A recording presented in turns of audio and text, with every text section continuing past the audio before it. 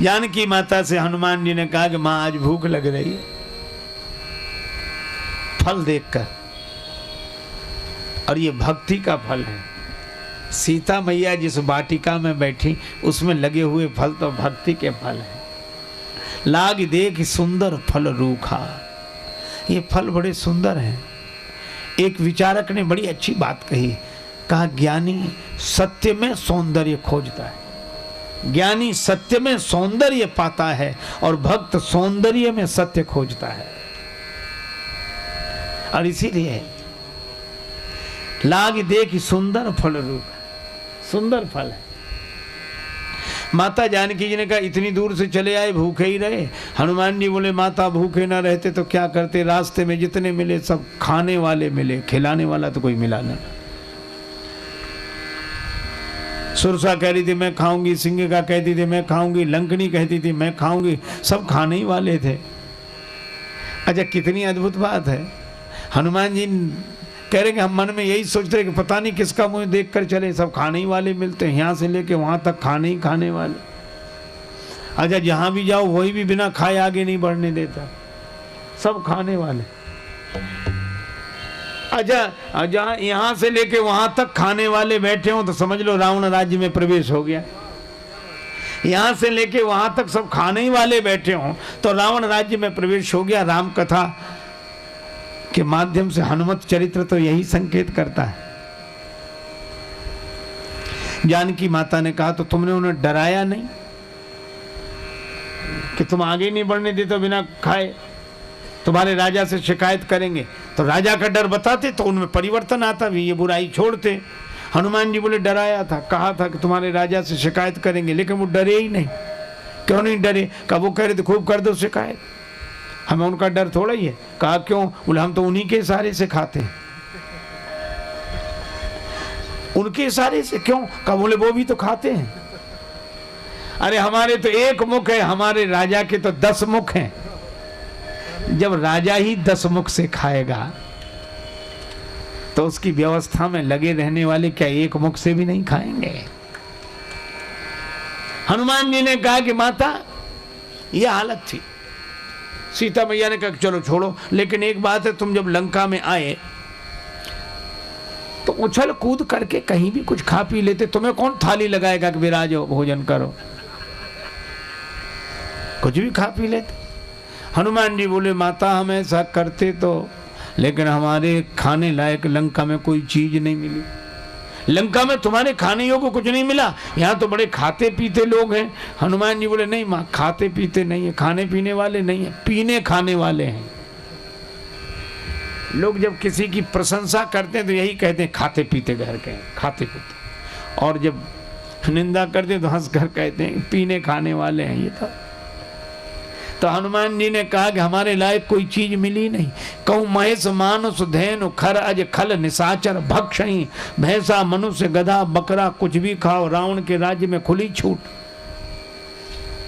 और दूसरी विडंबना देखो, अशोक वाटिका में पहरेदार बैठे, खबरदार फलाहार कोई नहीं कर सकता। रावण के यहाँ फलाहार पर रोक थी और हनुमान जी ने कहा यही हमारा प्रिय भोजन है। तो जानकी माता बोली राक्षस रखवाली कर रहे हैं।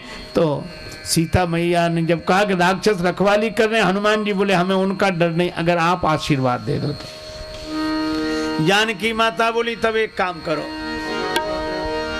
देखी बुद्धि बल निपुण कपी,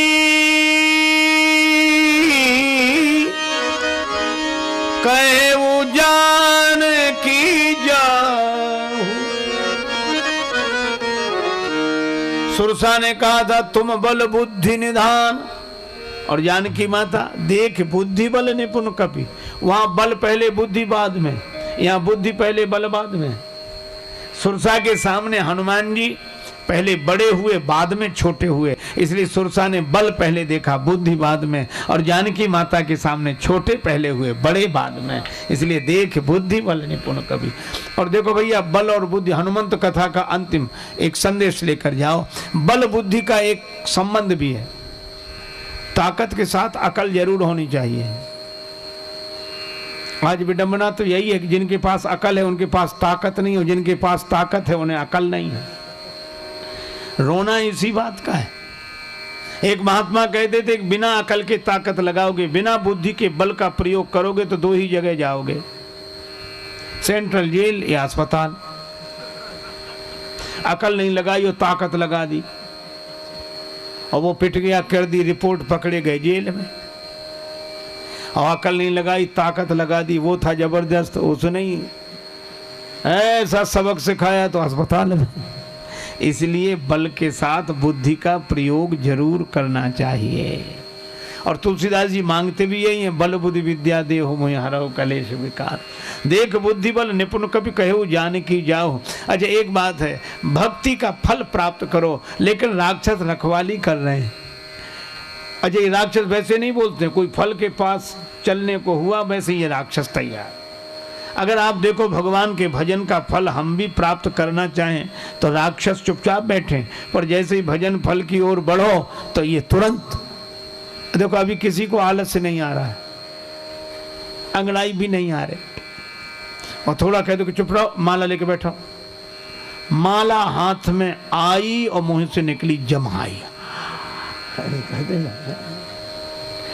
शरीर टूटना शुरू हुआ, अंगड़ाई आनी शुरू हुई। अब आंख बंद कर ली तो और मुसीबत, उसी समय दुनिया भर के काम याद आते हैं, अभी तक कुछ नहीं आ रहा था। यही है राक्षस रखवाली कर रहे हैं। एक आदमी माला लेकर बैठा तो अब उसको लगे कि वहां जाना था, उनसे कह दिया था, और माला से देखो वैसे जब प्रेम उमड़ जाए तो गिनती की जरूरत नहीं, पर ना उमड़े शुरुआत हो तो गिनती करके ही जप करना चाहिए। एक बोले क्यों, हमने कहा कि मन का कोई ठिकाना नहीं, 2 नाम लेगा, 4 लेगा, छोड़ देगा। माला से जपोगे तो 108 बार तक के लिए तो फंस ही गए, इतना तो करोगे। सो वो आदमी माला से ही जप कर रहा था, उसको दुनिया भर के काम याद आए, तो वो अब उसको लगा माला जल्दी पूरी हो जाए, जल्दी पूरी हो जाए। तो माला को भी थोड़ी तो देर लगेगी ही, तो आंख बंद करके माला छिपा कर ऐसे जप कर रहा था। पर उसकी जब ज़्यादा परेशानी बढ़ गई तो उसने आंख खोली और माला ऐसे निकाली, और ऐसे देखता था कि सुमेरु कितनी दूर है। फिर लगा कि 2-4 मन के, तो तुरंत इसका अर्थ है कि ये राक्षस भजन नहीं करने देते। कभी नींद आएगी, कभी जमाई आएगी, कभी आलस्य आएगा। तुलसी पूर्व पाप से हरि चर्चा न सुहाए, जैसे ज्वर के जोर से भोजन की रुचि जाए। राक्षस रखवाली कर रहे हैं, ये दोष रखवाली कर रहे हैं, ये विकार रखवाली कर रहे हैं। ये विकार पैदा हो जाते हैं जैसे ही हम भजन शुरू करते हैं। तो क्या इन आचरण के बल से इन विकारों को मिटाकर भक्ति का फल पाया जा सकता है? जानकी माता बोली आचरण के बल पर नहीं। रघुपति चरण हृदय धरे, तात मधुर फल खाओ। जानकी माता ने कहा राम जी के चरणों को हृदय में रखो, और हनुमान जी ने ऐसे ही किया। राम जी के चरण हृदय में रखे, और रावण से भी यही कहा।